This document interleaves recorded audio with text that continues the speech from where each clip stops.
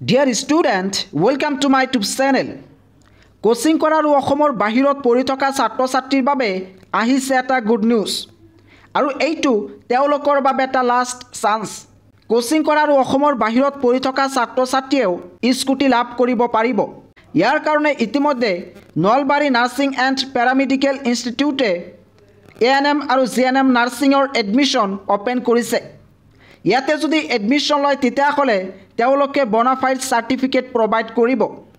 আৰু সেই চাৰ্টিফিকেটৰ জৰিয়তে ছাত্ৰ-ছাত্ৰীয়ে স্কুটি লাভ কৰিব পাৰিব ইয়াৰ বাহিৰে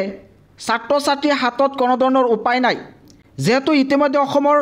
মুখ্যমন্ত্ৰী আৰু শিক্ষামন্ত্ৰীগৰাকীয়ে কৈছে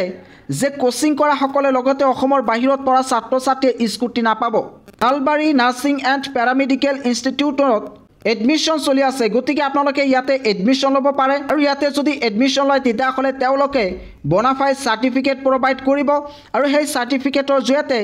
স্কুটি লাভ কৰিব পাৰিব এই ইনষ্টিটিউটখন Assam nursing council and Indian nursing কাউন্সিলৰ দ্বাৰা অনুমোদিত approved by government of Assam যদি এডমিশ্যন ল'ব বিচাৰে তেতিয়াহ'লে এতিয়াই যোগাযোগ কৰক 8638709632 নম্বৰত